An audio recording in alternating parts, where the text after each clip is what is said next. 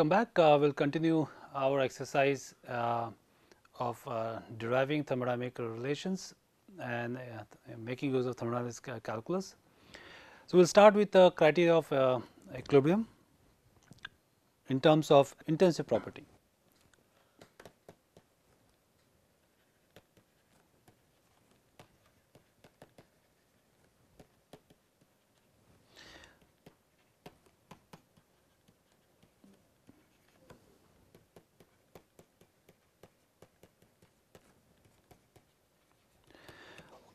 We are well aware of the zeroth law of thermodynamics, okay, and it is basically the property of temperature that whenever two systems, let us say alpha and beta, are in thermal equilibrium, then the temperature of that is going to be at equilibrium or will be same. Now, consider this fluid alpha and beta, which is enclosed, let us say enclosed in a rigid container and maintain at a temperature T. Okay. So, at equilibrium we know that considering this rigid, the volume is also fixed. So, dA need to be 0. Now, dA is being extensive, we can write this as dA alpha plus dB dA beta, this is going to be 0. And what is dA? dA is going to be minus S dt in differential form P dV plus summation mu I dNi. So, we can write this for alpha and beta. Okay. There is a certain assumption here that this particular interface is basically movable boundary and it is not curved. So, this is not curved and it is movable barrier. Okay. So, that means you can change the volume of individual component slightly. Okay. Now, so we are going to put this expression. So, this considering the temperature is constant. So, this dA alpha is going to be minus P dV alpha plus summation mu I alpha dNi alpha minus of P dV beta plus summation mu I beta dNi beta, okay, and this must be equal to 0. I can rearrange this expression considering that V alpha plus V beta is constant, or dV alpha is nothing but minus dV beta. Similarly, dN alpha is nothing but minus dN beta. So, knowing this, we can so I am going to put alpha here as well. Okay. So, knowing this, we can rearrange this expression. We can write dV alpha, this is going to be P beta minus P alpha, and this summation of mu I alpha minus mu I beta dNi alpha is going to be 0. Okay. Now, these are independent and thus this implies P beta is equal to P alpha and mu I alpha is equal to mu I beta. Okay. Now, this implies that the pressure here should be same in these two phases, two fluids which are at equilibrium. It also implies that the chemical potential of a component I in alpha phase should be same as chemical potential of I in beta phase. Okay. So, this is a very simple criteria for equilibrium. So, here we have fixed the temperature of the system and that is why we just took the second two terms. Okay. Now, let me further try to summarize the mathematical relations which will comes out of it all this exercise. Okay. So, I am going to just write down some identities which are going to be useful.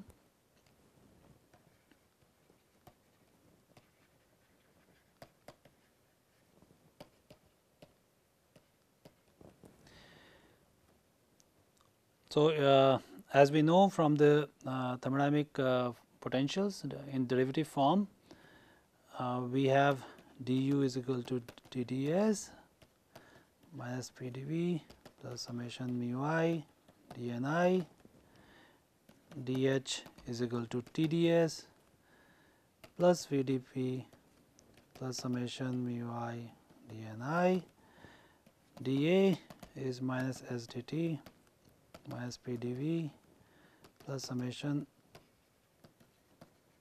okay, and similarly dG. Now, what I am going to do is basically I am going to derive the temperature, pressure, entropy and volume in terms of the partial derivatives using these 4 relations, thermodynamic potential relations in derivative form. So, the temperature is going to be, here is the temperature 2 is going to be del U by del S at constant V and Ni. This should be same as del H by del S at constant P and I. Similarly, you can obtain pressure P from these 2 equations, del U by del V S and I, this is same as minus of del A by del V T and I. Okay, this comes from here. Okay, this is a partial derivative of del A with respect to V, keeping constant temperature and Ni's. Okay.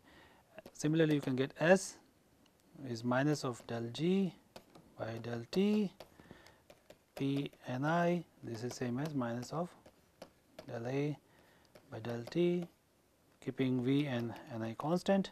Similarly, you have G volume. So, volume would be your, take it partial derivative of G with respect to P, keeping temperature and Ni constant, that should be partial derivative of, same as partial derivative of P, keeping S and Ni constant. Okay. So, these are the relations which you can directly obtain from the mathematical thermodynamic functions or these thermodynamic functions which we have derived in derivative form. Now, I can also make use of little bit more exercise and write down some interesting quantities. So, let us take U minus Ts, this is nothing but U plus T, because S is given as in terms of A. So, I am going to write it del A by del T V n, let us say constant. Okay, just for the pure system we can write it in this form, and this can also be written as in the compact form, which I am going to write later. Now, similarly for G H minus Ts, I can also write H plus T, again S is here del G by del T. So, this is going to be G T P n. Now, you can write these 2 expression in compact form. So, the compact form is del A by T del T V n, this is minus U by T square, and del G by T del T at constant P n is minus H by T square. Okay. And this we call it Gibbs Helmholtz equation. Okay. Now, these are all energy variables U, A, H and G.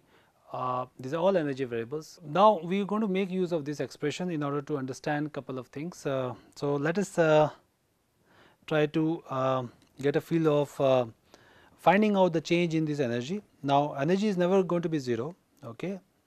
We can only measure the changes in the energy. So, let us consider a closed system.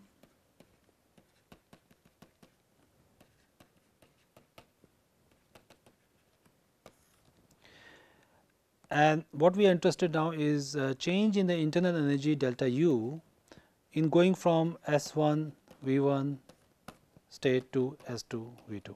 Okay. So, I have just considered the pure system as of now. Okay. So, and I have dropped it, and what I am interested is basically delta U from 1 to 2. Okay. So, this I can write as S 1 V 1 S 2 V 2 T d s minus P d V. Okay. So, notice that the left hand side is, or delta u is basically independent of the part, but this is going to be dependent on the part individual terms, but together they are not. Okay.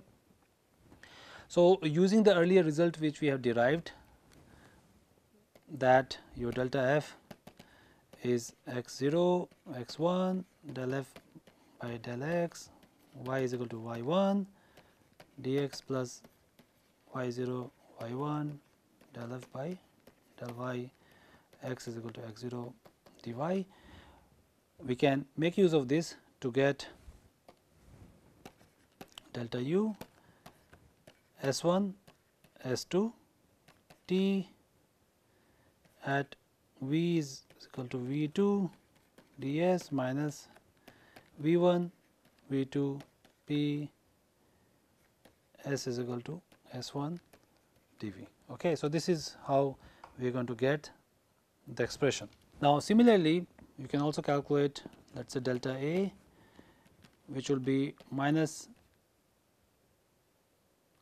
T 1 T 2 S V is equal to V 2 T S V 1 V 2 P T is equal to T 2 or T is equal to T 1 D V. So, this will be the case where delta A going from T 1 V 1 to T 2 V 2. All right. Now, this is a very simple case where, because what we have done is we have changed the state which is based on the natural variables. What if you have been asked to calculate delta u? So, let us say we wish to calculate delta u, but states 1 and 2 are specified not in S and V terms, but specified by only T 1 V 1 and T 2 V 2. Now, in that case, how are we going to calculate? Okay, that is where the challenge is. Okay, and this is where all these relations which we have derived will come into play. Okay. So, let us try. So, that means u in this case is a function of T v. So, we are going to write down in differential form del u by del t at constant v dt plus del u by del v at constant t dv. Okay. So, using this expression we can get del u delta u as integral of t 1 t 2 del u by del t at v is equal to v 2 dt plus v 1 v 2 del u by del v at t is equal to t 1 dv. Okay. Now, this is a chosen path. Of course, we can get the expression by using other path. Now, the challenge is to get this expression. Okay. The challenge is to get this expression, and that is where we are going to understand this need to make use of this different relation. So, let me just try again here. Let us say we have taken du is equal to T d s minus P d v. This is our basic thermodynamic relation based on the first law. So, if you take the partial derivative of t with respect to partial derivative of u with respect to t at constant v, we get T d s at constant v. Okay. Similarly, if we use del u by del v at constant t, which is what we are interested here, this is going to be t del s by del v at constant t minus p. Okay. So, we can plug these relations in this expression. Now, what we get delta u as t 1 t 2 t multiplied by del s by del t at constant v dt plus v 1 v 2. Now, we plug in here this expression, this comes out to be t del s by del v t is equal to t 1 minus p, which is at t is equal to t 1, and this is going to be d v. Okay. Now, if you clearly look at it, this depends on the information of S as a function of T v, okay. Then only we can find it out. So, this information we do not know. So, what we have access to us typically is the experimental accessible quantities. So, what are the experimental accessible quantities? These are heat capacities C p C v and of course, the relation of T p x. So, we have C p, C v, P v t and x relation. These are the relations which are available to us. So, in order to evaluate delta u, we must convert or make use of the experimentally known observation or the properties in this and replace this partial derivative of S by those properties, and that is where the Maxwell relation comes into the picture, okay, which we are going to now summarize those relations. So, I will stop here, and basically in the next lecture we will take up the Maxwell relation and summarize other relevant thermodynamic relations.